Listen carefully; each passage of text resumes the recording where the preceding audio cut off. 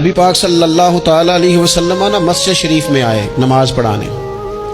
بہت سارے لوگ نا بچپن سے بڑی محبت والے ہوتے ہیں، چھوٹے ہوتے ہی بڑے پیار والے ہوتے ہیں، عشق لگا سی کھیڈاں کھیڈ دی دو۔ چھوٹا سا بچہ حضور مسجد میں آئے نماز پڑھانے تو نبی کریم علیہ السلام نے اپنے نالین مبارک اتارے تو اس بچے نے فٹافٹ اٹھا لیے، اٹھا کے نا پھر اس نے وہ جوتے صاف کیے، صاف کر کے اپنے پاس رکھ لیے۔ حضور نماز پڑھا کے باہر نکلے، چھوٹی سی عمر ہے، اس نے حضور کے سامنے نا وہ یوں کر کے نالین شریف رکھے، کریم رسول نے پہن لیے، حضور مسکرا کے چلے گئے۔ کیسا نصیبوں والا بچہ ہے۔ اگلی صبح پھر حضور نماز کے لیے آئے تو اس نے اسی طرح محبوب نے جوتے اتارے تو اس نے اٹھا لیے، پھر حضور کے جوتوں کو صاف کیا، پھر اپنے پاس سنبھال لیے۔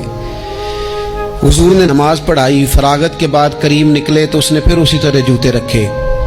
تیسرا دن ہوا، وہ یوں سامنے کھڑا ہے، حضور نے یوں مسکرا کے دیکھا، کریم نے دیکھا، محبوب نے جوتے اتارے، اس نے تھامے، صاف کیے، اپنے پاس رکھ لیے۔ حضور تکمیل نماز پر باہر نکلے، جوتے اس نے سامنے رکھے۔ اب حضور نے پوچھا بیٹا کیا نام ہے؟ یعنی حضور نے پوچھا، نبی کریم میں نے سنا ہے وہ بن سنور کر میری عیادت کو آ رہے ہیں۔ یہ دیکھو نا، نرخ بازار محبت کا انوکھا ہی ہو گیا، نرخ بازار محبت کا انوکھا ہی ہو گیا، خود خریداروں میں شامل آ کے مولا ہو گیا۔ یعنی حضور نے خود حال پوچھ لیا، نبی کریم نے حال پوچھا کیا نام ہے؟ اس نے کہا فلاں نام۔ باپ کا کیا نام ہے؟ حضور فلاں بن فلاں۔ کس قبیلے سے ہو؟ یا رسول اللہ فلانے قبیلے سے۔ فرمایا تمہیں کس نے کہا میرے جوتے اٹھاؤ، صاف کرو، پاس رکھو، جب نکلوں تو دو؟ عرض کرنے لگے حضور کسی نے بھی نہیں کہا، میرا دل کرتا ہے۔ یا رسول اللہ میرا دل کرتا ہے، مجھے کسی نے بھی نہیں کہا۔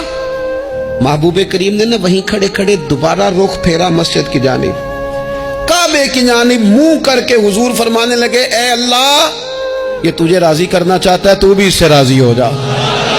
اے اللہ جیسے یہ میری خوشی چاہتا ہے تو بھی اسے خوش کر دے۔